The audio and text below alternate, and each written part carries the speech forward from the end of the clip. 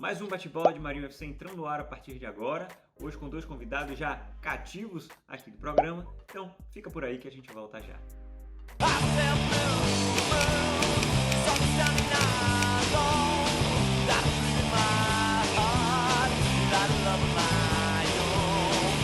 Agora sim, estamos entrando no ar e hoje com o primeiro de muitos episódios produzidos pelo Marinho FC em conjunto com a The Citizens Brasil. Essa é a novidade do episódio de hoje. Esse episódio ele vai estar no ar aqui no canal Marinho FC, vocês já conhecem, né? No YouTube, no Instagram, no Spotify, enfim, todos os canais. Assim como nas plataformas de rádio digital, onde a The Citizens Brasil está presente. Leão depois pode falar um pouco mais aí de onde que é. Mas acredito que em basicamente todas, né, Leão? SoundCloud, Apple Podcast, Google Podcast, Spotify e por aí vai. Então, você que está aí, que acompanha a gente, procura lá The Citizens Podcast, assim como o Marinho FC, que você vai encontrar com a gente. Mas vamos lá, em primeiro lugar eu queria dar as boas-vindas a vocês dois convidados, né? Leão e JP já são cativos aqui da casa, JP no terceiro episódio, é isso? E Leão no segundo, salvo engano, né? Ambos são integrantes oficiais da torcida The Citizens Brasil e vão bater esse papo comigo hoje aqui sobre essas duas últimas rodadas de Manchester City. E aí, galera, tudo bem com vocês? Tudo bem, tudo ótimo agora. Vamos lá. Birita do dia para começar, como sempre. Eu tô tomando uma cervejota hoje aqui, vamos fazer o brinde. Também tô tomando cervejinha, experimentando, na verdade, isso aqui. Olha só. Cerveja polonesa, vamos ver se Cadê? Mostra novamente aí, JP. Me interessa a cerveja diferente. Carpec. Olha só. A gente só precisa descobrir o que é que isso significa em Polish, viu, velho? Porque eu tenho medo. Não, eu quero saber o gosto, porque eu ainda não experimentei. Vou dar um gole agora. E eu tô tomando uma cerveja aqui em homenagem a você. Uma cerveja que eu encontrei no mercado aqui, ó. Uma cerveja pernambucana. Não sei se você conhece. Conheço. É Caut, não sei se é exatamente assim. Exatamente, é Caut. American IPA. Boa cerveja. Bem amarga, do jeito que eu gosto. Tem um saborzinho frutado assim um pouco. Enfim. Leão tá no chá hoje, Leão? Ou não tá em nada? Não, por enquanto o chá só tá na ambientação mesmo, aqui atrás comigo. Eu já mostrei da última vez, né? No primeiro episódio que eu participei. Fiz um merchanzinho aqui que a gente não ganha nada. Mas beleza. O cara é um lord em inglês, praticamente. Gente, a gente vai falar dos dois últimos jogos, City e Crystal Palace e City e Aston Villa, mas eu queria começar o episódio fazendo 3 perguntinhas para vocês, bem rapidamente. Pode ser? Pode ser. Então, a primeira delas é: quantas velas vocês já acenderam de ontem para hoje? Porque Kevin De Bruyne machucado, a gente precisa acender umas 300 velas para esse cara voltar logo. E da última vez, né, que ele se contundiu, se machucou, pareceu meio do nada a contusão dele. E a gente não tava esperando. Então, mais uma vez também, a gente achou que aquela substituição foi só para descansar o Kevin De Bruyne, mas acabou sendo que não. E até um ponto que preocupa, porque Agüero fora com Covid, o De Bruyne sentindo, mas também essa questão da temporada está sendo puxada para todos. E a gente já conhece alguns certos jogadores do nosso time que são de vidro. O Gundogan está numa fase boa. E ele é de vidro.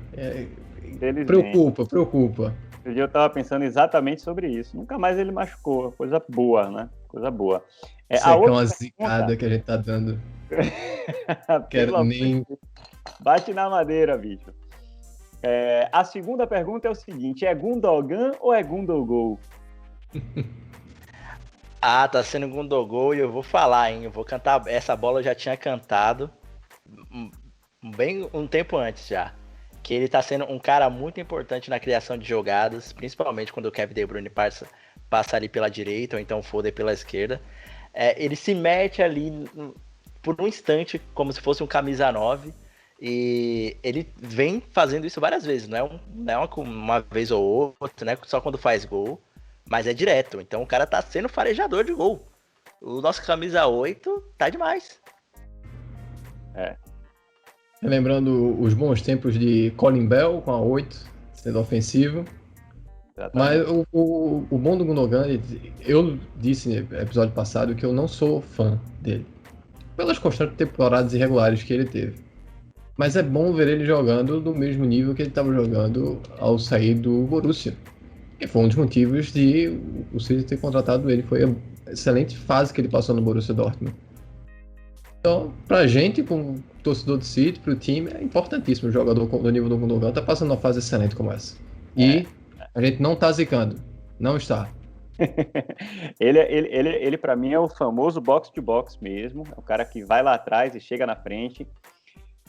Me veio agora, né, óbvio que com as devidas proporções, um pouco de Frank Lampard, assim, que era um volante que saía lá de trás, mas que chegava muito bem na frente e fazia muitos gols, né?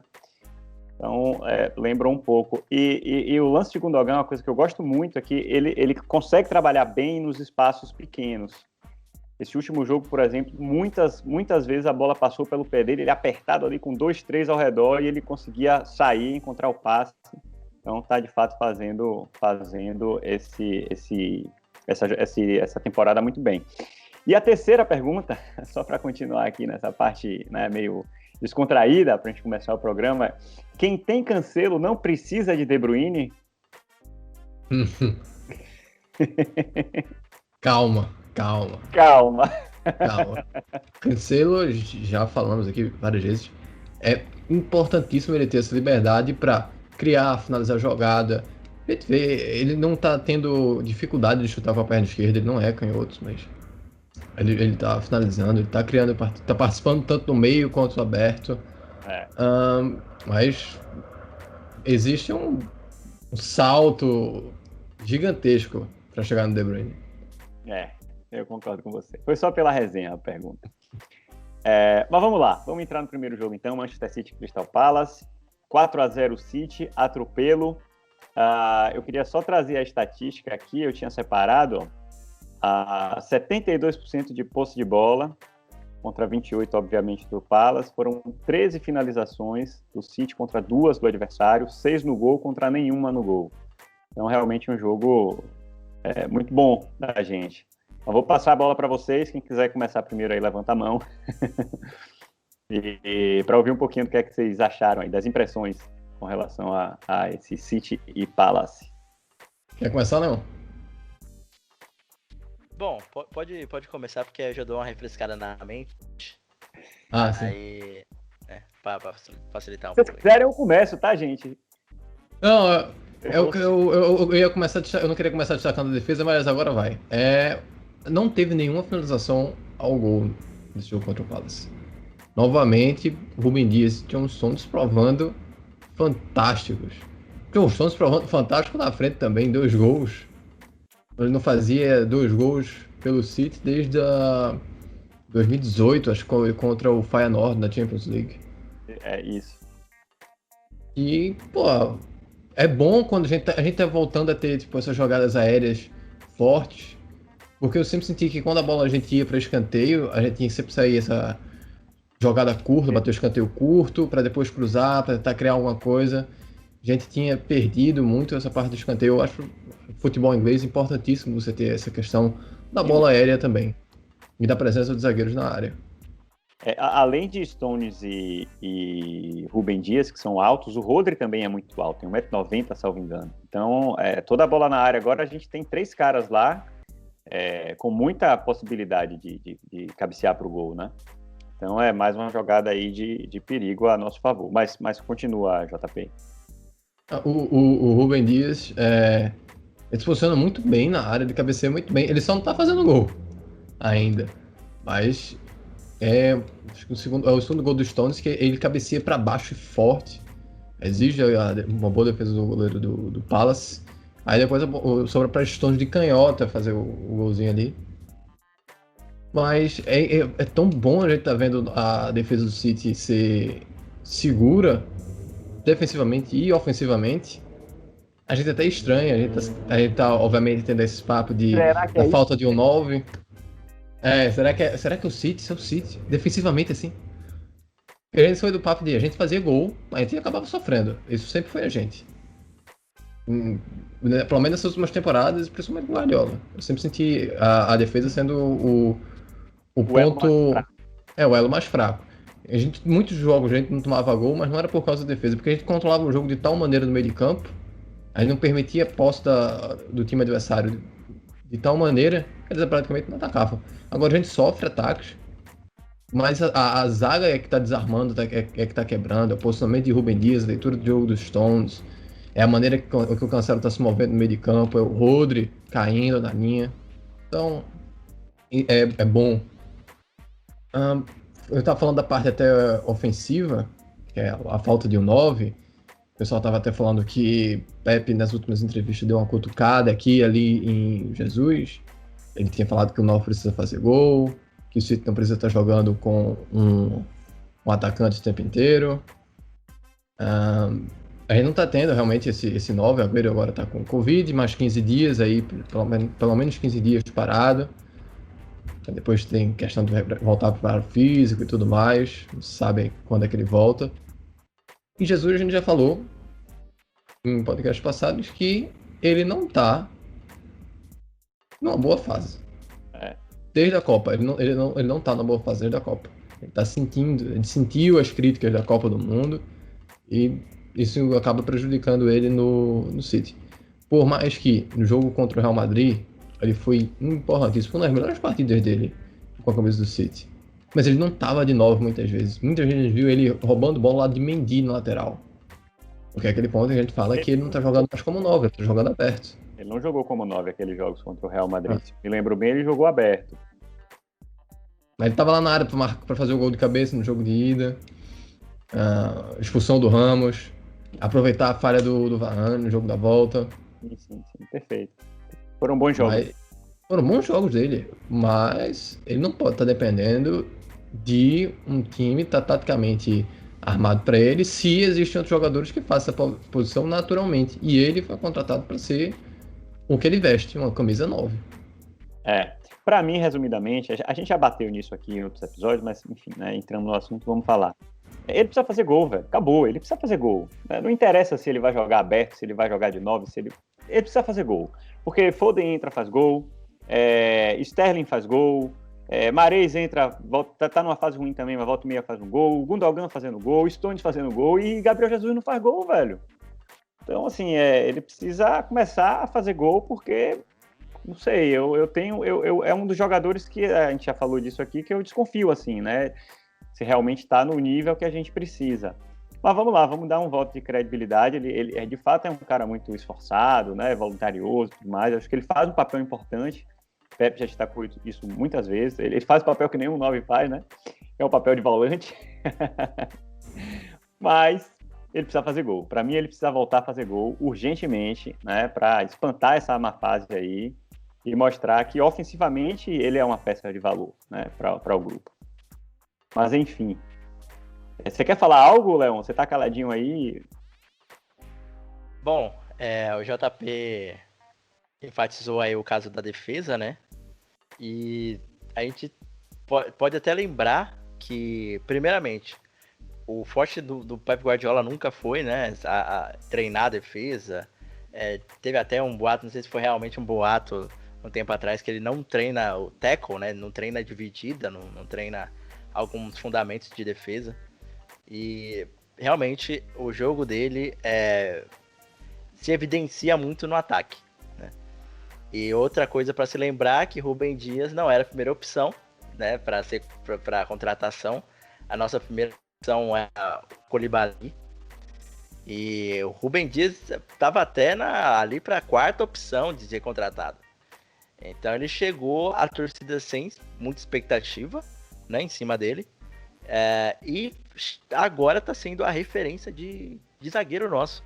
A gente até esqueceu que contratou o Ake. Quem tá ouvindo aí ou assistindo o canal, às vezes até esqueceu que tem o Ake ali de camisa 6 no banco ali, e no elenco, mas a gente tá começando a se deparar com essa defesa, que é muito a referência, uma defesa referência, representando muito o potencial que o City pode ter, e não era nem cotada para ser titular no começo do campeonato, né? Não sei se o pessoal lembra, mas até mesmo da temporada passada para agora, era para ser Laporte e Ake, né?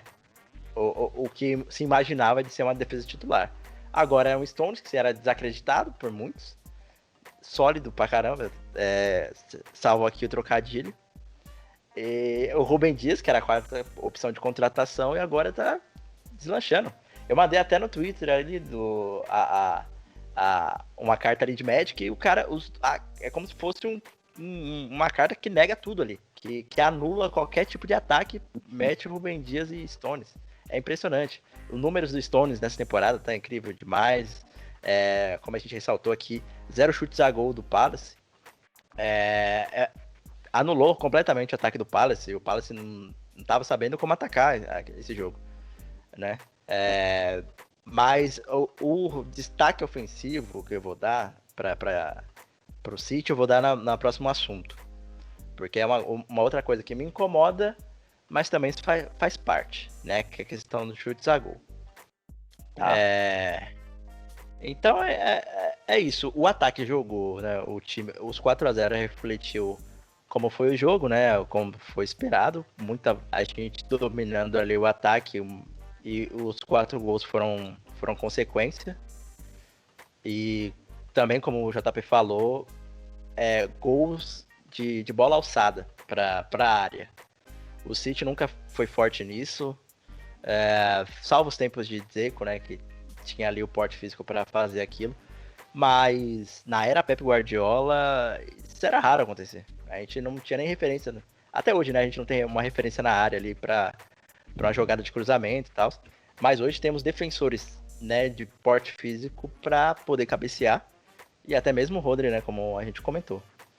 Então, para esse jogo, esses foram meus comentários. Massa. Você quer falar algo mais, JP? Eu tenho alguns pontos aqui que eu queria colocar e, enfim. Não, só destacar os belos gols do Gundogan e do Sterling. O Sterling foi uma bela falta. Ele gosta de fazer o gol difícil, aparentemente. Ele não gosta de fazer o gol fácil. Ele nunca toma a decisão certa nas jogadas fáceis. Pois é, rapaz. Não, Sterling vê 1 contra 1, ele pensa em 25 maneiras de driblar, não executa nenhum e perde a bola. Isso que dá uma dor. Parece que ele tá, eu sinto às vezes que o Sterling gosta de regredir o que ele era antes, quando chegou no City. Pega a bola e se atrapalha com ela de inúmeras maneiras possíveis, maneiras que você nunca pensou que alguém pudesse trabalhar com a bola e perder a chance do gol. E esse é um dos pontos que a gente acaba falhando ofensivamente. A gente tá tendo muito número de finalização e poucas certas. São coisas assim, a gente tá perdendo chances de ataque. Faltam 9? Provavelmente.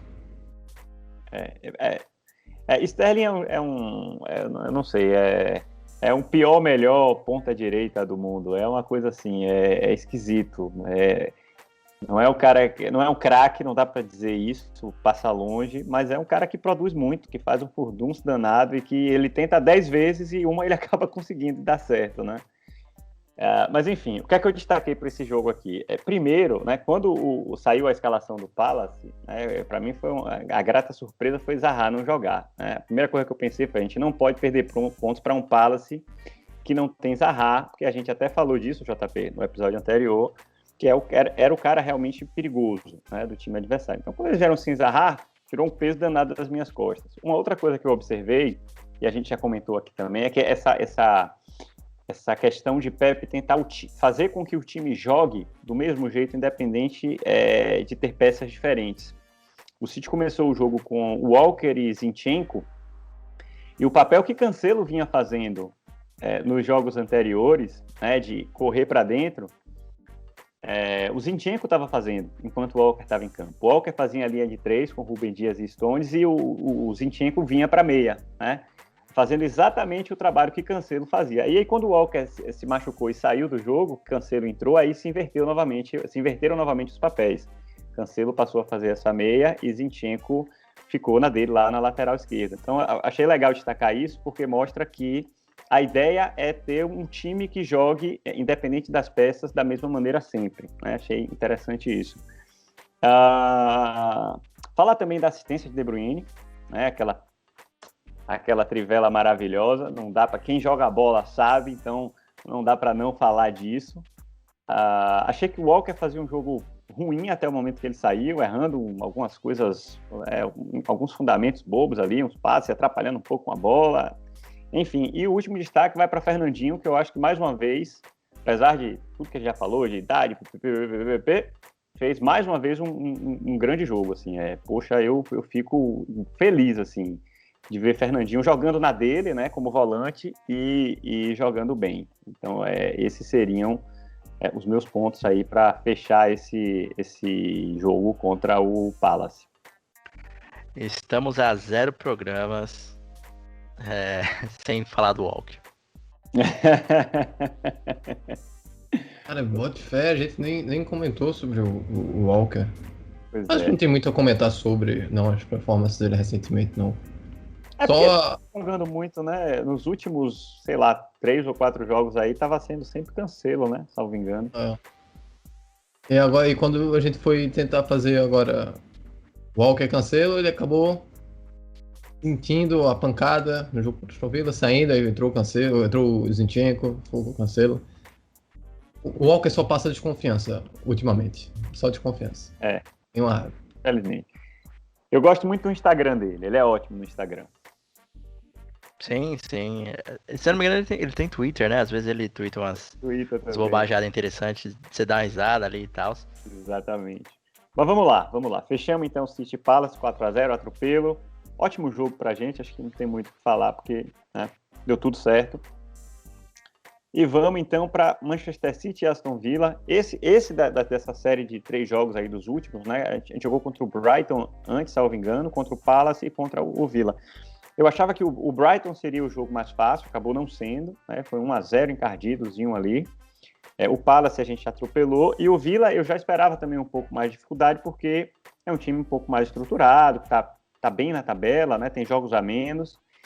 Então, já esperava um pouco mais de dificuldade. A gente demorou, né? Mas conseguiu vencer. Então, eu vou passar a bola agora para vocês falarem um pouquinho aí do que é que vocês acharam. Esse está mais fresco na memória, porque foi o último jogo. Então, vamos lá. Passo a bola aí. Quer começar agora, Leão? Bom, é um jogo que eu tava esperando algo bem pegado, né? Algo dificultoso para o City. O Aston Villa parece que gosta de incomodar desse campeonato, né? Engrenou bastante. Eu até menciono um podcast que eu participei, né? O We Are Premier League. Então um abraço aí pro Tony. Que no começo do campeonato, nos primeiros 8 jogos, era um time... o City era desacreditado para estar na ponta da tabela, né? Era um City que ninguém tava botando fé em que seria candidato ao título, né? Concorresse ao título. Eu mesmo disse que a gente brigaria para estar entre os 4, mas conseguindo ali ficar com a bela tranquilidade. Mas para surpresa de todos ali, estamos já na liderança matemática, né? Eu vou intitular dessa maneira: liderança matemática. Estamos nessa situação. E muitos do podcast lá diria que o City nem para Champions League iria. E quando pegasse o jogo atrasado do Villa, ia passar mal. Eu fui para esse jogo com essa percepção. Falei, se eu sair aqui com 1-0, vou estar suavão. Né? Mas um 2-0 tranquilizador, diria. Com o primeiro gol que é bem duvidoso, assim. Eu entendo a interpretação do juiz sem clubismo, mas eu entendo a interpretação até do VAR. O VAR também analisou o lance e deu como uma jogada legal. Mas o ponto que eu queria aqui ressaltar, que me incomoda, mas como eu disse, tá sendo bem corriqueiro, comum, são as 28 finalizações. O time que mais finaliza e, consequentemente, o que mais perde gol é o time do City. 28 finalizações ao todo, né? E 9 no alvo. Foi um jogo um pouco angustiante, já que os dois gols saem depois quase dos 80 minutos de jogo. Então foi bem angustiante ver o City atacando e não resultando em gol. Mérito também pro Martinez, que não à toa Já no começo da temporada, tava se destacando e tal, um puta goleiro. Mas tava angustiante demais o primeiro tempo, o decorrer do segundo. No segundo tempo, o Villa começou a gostar de jogar aquela partida, então parece que as previsões daquele episódio que eu participei estavam se concretizando. Mas o City jogou como City e o resultado, pra mim, foi justo, apesar do gol duvidoso. Né? A gente pode até explicar aqui pro ouvinte e pro espectador. Mas...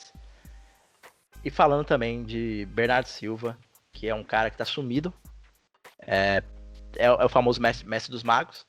Às vezes ele aparece, como apareceu nessa última partida, com um belíssimo gol, que ele tinha que acertar aquele chute, né? E o gol de pênalti do Gundogan foi aquele gol camarada, que o pessoal chega e fala, cara, faz esse gol aí pra você virar artilheiro da equipe. Assim como deram um pênalti do jogo contra o Brighton pro Sterling. Que eu tava sentindo a galera ali tentando dar uma moral pro Sterling na hora de bater o pênalti, no jogo contra o Palace dando uma bola pra ele bater falta. Então, nesse quesito, eu tô vendo que é um time parceiro, tá sendo um time parceiro. Isso é bom pra química, né, do elenco. Então, e também não preciso falar mais da defesa, né? Só que eu vou ressaltar um carrinho que tá... Um lance que tá, né, sendo bem comentado. Aquele carrinho do Rubem Dias, que quase resultou no gol contra, mas eu acredito na capacidade do nosso zagueiro. Que ele dá o carrinho no momento que o jogador toca na bola. Então o cara já prevê aonde vai ser o passe e dá o carrinho. Ou seja, é um cara, além de muito bem tecnicamente, é inteligente pra caralho. Estamos presenciando aí o futuro da nossa defesa, o cara que só tem 23 anos de idade. Vale ressaltar. Essas minhas impressões pro jogo da semana aí contra o Aston Villa. Eu só vou discordar de uma coisa, velho. O JP falou disso agora há pouco, eu ia falar e acabei esquecendo. Pra mim, um time que deixa Sterling bater pênalti é um time sem comando, tá?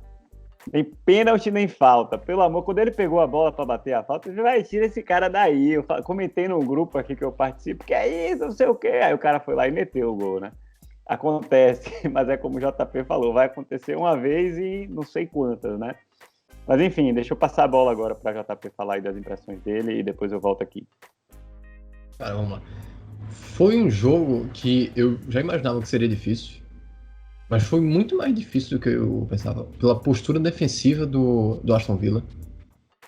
O Aston Villa foi num 4-2-3-1, mas sem a bola, foi boa parte do tempo.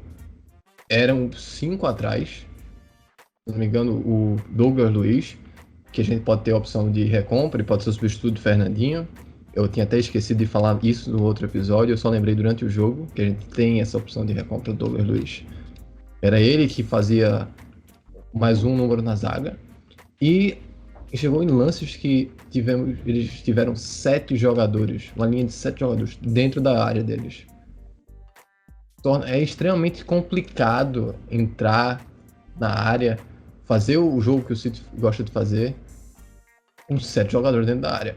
Essa é uma das coisas que eu ia falar, velho. Você se antecipou e disse. Em alguns momentos eles tinham, eu não contei, mas eles tinham muitos jogadores dentro da área. Impressionante. Não, eu estava feito louco. Toda vez que o City atacava, eu começava a contar quantas pessoas tinham dentro da área pra ver. E era uma linha, era uma linha mesmo, todo mundo junto, uma linha de 7 jogadores às vezes. A aplicação tática defensiva é fantástica. E eu não posso reclamar, o time não quer perder. Eu acho que o jogo do City é complicado. Nesse jogo eu até entendo o número de finalizações altas e erradas, porque você eventualmente vai começar a arriscar mais, e você percebe que você não está conseguindo perfurar a zaga. Aí a gente bateu até várias vezes, tem o chute na trave do Cancelo, que foi excelente. Foi boas defesas do Martínez. Martínez não à toa, o pessoal tá colocando já ele num Team of the Season, já assim, já que estamos no meio da temporada. Estão colocando ele, porque ele tá fazendo uma excelente campanha pelo Aston Villa. Mas aí vem o lance do gol. O lance do gol tem toda a polêmica. E pode ser marcado impedimento e pode não ser marcado impedimento. Por que não pode? Porque o Mings, quando ele domina a bola, ele quer sair jogando, ele tenta ainda fazer o corte. Então, ele inicia uma nova jogada, né? Tipo, você pode com toda a regra diz, a regra fala que não vai ser impedimento se a bola vir do outro jogador do jogador adversário a partir de um erro. E podemos dizer assim que ele errou, né? Ele sabia da situação que estava, ele tinha olhado para trás, ele tinha visto o Rodri atrás dele, ele quis dominar e ele quis cortar. Perfeito. Só que aí, o que as pessoas podem interpretar, e eu não vou achar errado se interpretar dessa maneira, é que o Rodri aproveitou o que vinha por trás e roubou a bola. Ele não recebeu um passe do Mings, ele roubou a bola. Exatamente. E a partir daí não foi considerado, aí não teve tempo de se considerar uma jogada nova. Eu também vou entender. O ponto é, a regra é errada. Assim como a regra da mão é completamente confusa, a regra da interpretação do impedimento é errada. Porque eu tenho certeza, se não houvesse VAR, se não houvesse a diretriz que pedem para os bandeiras esperarem o lance acabar, o VAR decidir, ele teria levantado. Ele teria levantado a bandeira imediatamente. Rapaz, ele preferiu deixar a jogada seguir para ver o que dava, porque se não desse nada, ele marcava o impedimento. Deu o gol, foi pro VAR, o VAR analisou. Estava muito claro para ele que Rodri estava impedido. Então, eu acho realmente que o Bandeira... Porque esses caras, eles têm que andar com a regra debaixo do braço, né? E eu acho que a partir, de fato, do momento em que Mings domina a bola está sob o domínio dele. Quer dizer, se inicia de fato, se configura de fato o início de uma nova jogada. Não é que a bola resvalou nele e caiu para Rodri, né? Ele dominou a bola. Se ele deixasse a bola passar, se ele de repente até cabeceasse para frente, talvez o Bandeira levantasse, mas ele domina a bola, quer dizer, ele inicia uma nova jogada e aí ele perde a bola em seguida, quer dizer, segundos depois, ok, mas no fim das contas, eu concordo com a marcação da arbitragem sim, velho, eu acho que deveria ter deixado seguir de fato, porque foi um equívoco, talvez ingênuo ali, né, mas que ele não poderia ter cometido, pô. Ele sabia que o cara estava ali atrás, velho. Pra que ele foi dominar aquela bola? Ele dominou aquela bola e ele disse assim, ó, eu quero jogar. Foi o erro de Mings, a narração até falou, o comentarista até comentou que foi o único erro dele no jogo, ele jogou bem defensivamente, mas ele olhou para trás, ele viu o Rodri naquela posição, ele quis dominar a bola e quis jogar. Perdeu, o City fez o gol, um belíssimo gol do Bernardo. Mas, normalmente, você falou até em resvalar, aquele gol contra o Tottenham naquela Champions League. Eu falei isso e pensei nisso, velho. Eu ia fazer esse comparativo. Que o Bernardo dá o passe, mas a bola resvala no jogador do Tottenham e cai no pé do Agüero. Só que essa resvalada não cancela exatamente de quem veio o passe, que foi o jogador do City. E no momento do passe, Agüero está impedido. Por isso que eu quero jogar toda. Um outro ponto também que até dizem que os jornalistas do Reino Unido estavam analisando que no momento da cabeceada, se eu não me engano, o De Bruyne cabeceia pra frente, né? O Rodri estaria atacando a bola em direção a ela e não retornando da posição.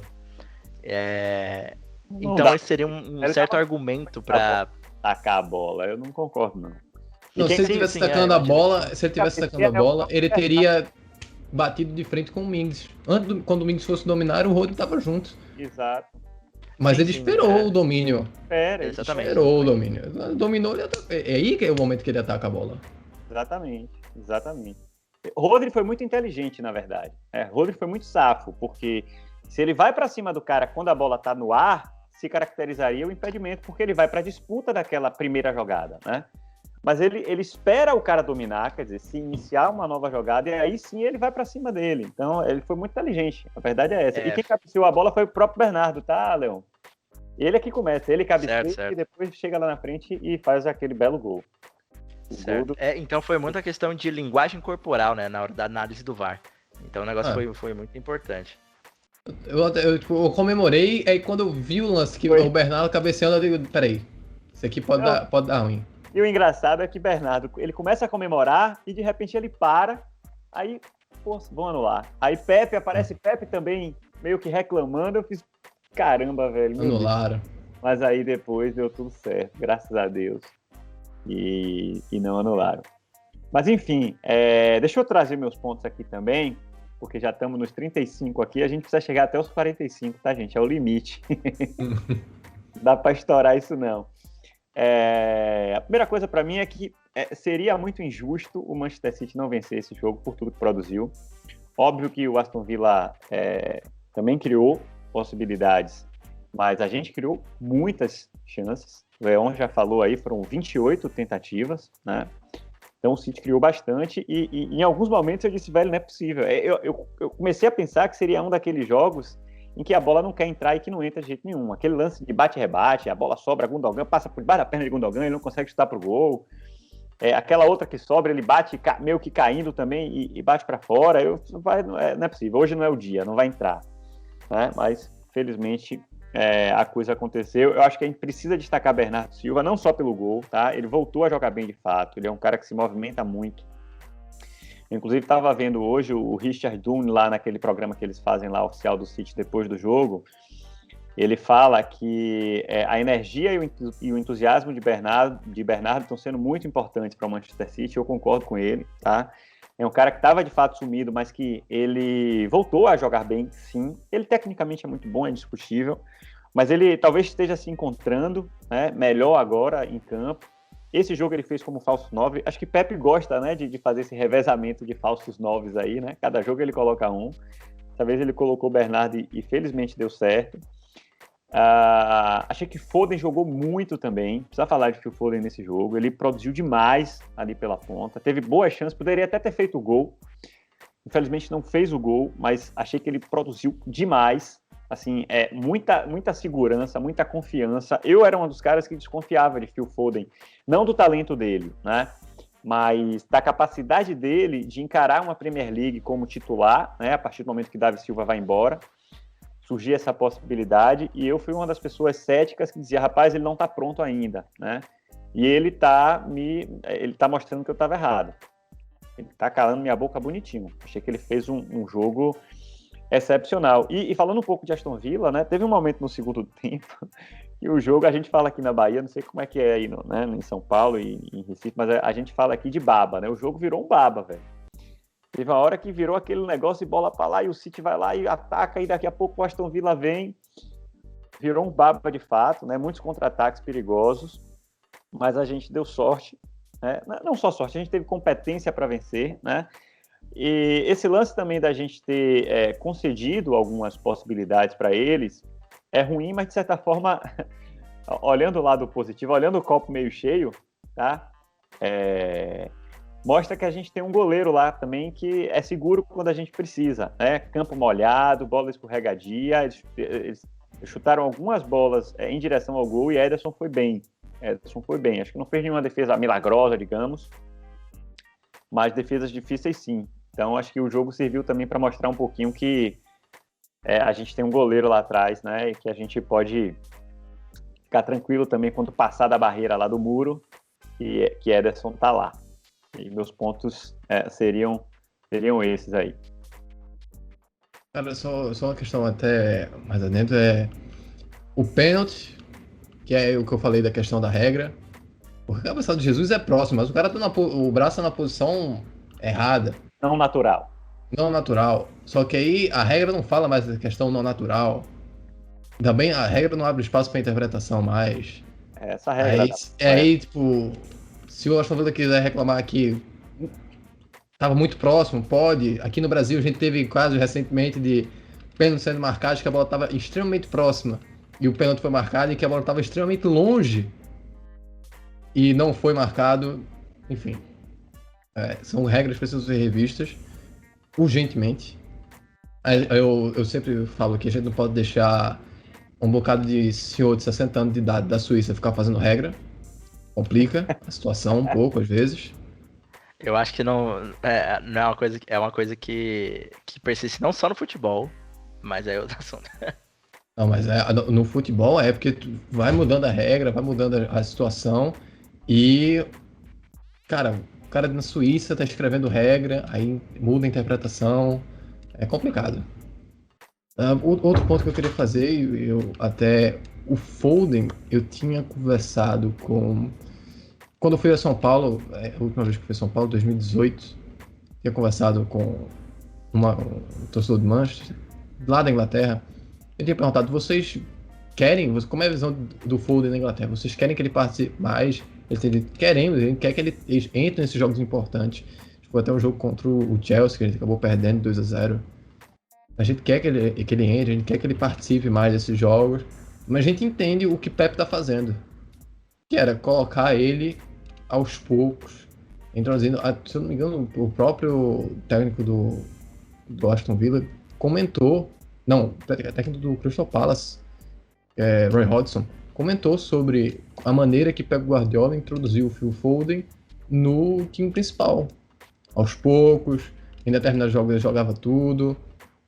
Os jogos ao porte, às vezes ele não entrava, às vezes ele entrava, mudando as posições dele em campo, permitindo ele ter ganhar conhecimento do Davi, do Kevin, do Gundogan. O Rodri agora chegou, é outro tipo de conhecimento que ele pode receber. Então, e agora a gente tá vendo isso se tornar uma realidade no City, totalmente uma realidade no City. Jogando como meia, jogando como ponta, aberto, na esquerda ou na direita, se bem que eu tô jogando mais na esquerda agora, e criando e participando e driblando mais. Então, tá sendo excelente ver o Phil Foden dessa maneira. E eu só não concordo também com a galera, na questão da galera colocar o Phil Foden como o novo Davi Silva. Cara, ele tem que se provar como o Foden e não o novo Davi Silva. Senão a gente vai querer que o cara se molde a uma característica do Davi só por conta de que foi um jogador importante e que, tirando a peça do Davi, ia ficar ali um buraco na função. Mas é importante que o Foden seja o Foden com suas próprias características. E, se não me engano, tem até um texto do Sam Lee que eu não vou conseguir resgatar aqui agora, que fala exatamente isso. Foden, Gundogan, Bernardo, não se pode se esperar um retrato fiel do que a gente tinha, né? Então é só esse comentário que eu gostaria de fazer também. Legal. Quer falar mais, JP? Não, só a questão do Davi o Davi fazia uma função que a gente só percebe a falta agora que a gente não tem mais o Davi Silva. Agora que a gente percebe, a gente até falou sobre isso antes, a falta que o Davi Silva faz, agora a gente percebe porque a gente não tem mais o Davi. Mas Foden, Gundogan, Bernardo, principalmente Foden e Bernardo, ele não pode substituir Davi só porque são canhotos. E o Bernardo porque tem um sobrenome Silva, não é irmão do cara, nem primo. São outros estilos de jogos. O Davi Silva sempre foi um jogador que anda em campo.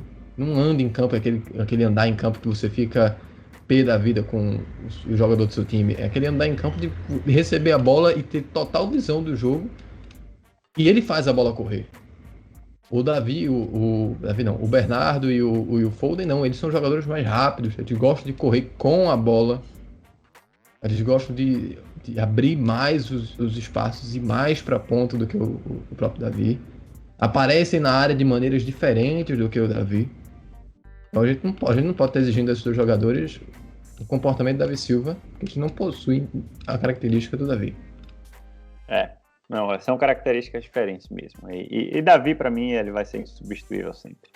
Não dá para comparar. Mas vamos lá. Gente, muito obrigado a vocês pela presença. Estamos chegando aqui aos 45 minutos, então a gente precisa encerrar. Vamos fazer um brinde final aqui, JP. O Leon tá aí, ó. Tá fingindo aí, mas tá legal. Valeu pela presença. Você, espectador, ouvinte que ficou aqui até agora, muito obrigado. Em nome do Marinho FC, em nome do The Citizens Podcast também. E na semana que vem estaremos de volta, com fé em Deus, para falar de mais vitórias do Manchester City. Um abraço. Até mais. Valeu.